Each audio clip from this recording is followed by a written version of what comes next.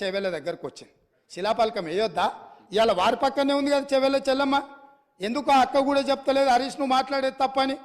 Chevella project ఆగిపోతే అక్కతో పాటు మేము కూడా ధర్నాకు పోయి ఆ లోపలికి దిగినాం కదా. వీళ్ళు వచ్చినాక దుర్మార్గం జరిగింది.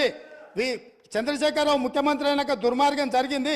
మెదక్ జిల్లాకే పరిమితం చేసుకున్నాడు. రంగారెడ్డి జిల్లాను ఎండబెట్టిండు. చేవెళ్ళ, వికారాబాద్, పరిగి, తాండూరు వరకు ఇవ్వాల్సిన గోదావరి జలాలను చంద్రశేఖరరావు దిగమింగిండు. మల్లన్న సాగర్కే ఆపేసిండని అక్క ధర్నా చేయలే. తమరు కూడా వచ్చింది కదా అధ్యక్ష.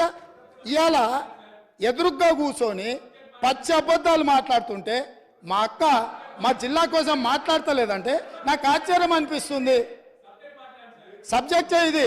ఆనాడు దీక్షలు చేసి ధర్నాలు చేసి ఆనాడు రాజశేఖర రెడ్డి గారిని ఒప్పించి మెప్పించి చేవెళ్లలో శిలాఫలకం వేసి ప్రారంభోత్సవాలు చేసి 100 కోట్ల రూపాయల పనులు చేసి ఆ పనులను అర్ధాంతరంగా వదిలేస్తే దీక్షలు ధర్నాలు చేసిన శ్రీమతి సబితా ఇంద్రారెడ్డి గారు ఈరోజు మౌనంగా హరీష్ రావు గారిని సమర్థిస్తున్నారు అంటే ఇది తెలంగాణ సమాజానికి మంచిదా అని తమ ద్వారా నేను అడుగుతున్నా అధ్యక్ష.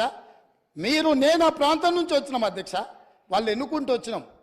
మనకు బాధ్యత లేదా అధ్యక్ష? సరిదిద్దాల్సిన బాధ్యత మన మీద లేదా? ఎదురుగా ఉండి 6 అడుగులు నిలబడి ఆయన అబద్ధాలు చెప్తుంటే అక్క ఒక్క మాట కూడా తమ్మి ఇది తప్పు అని అనకపోతే ఎట్లా? అక్క అక్క అక్క అక్క అక్క అక్క బాధ్యత ఏంది? అక్క బాధ్యత ఏంది? తమ్ముళ్ళు తప్పు చేస్తే చెప్పాలి, తమ్ముళ్ళు తప్పు మాట్లాడితే సరిదిద్దాలి. కానీ ఆ పని చేయరు.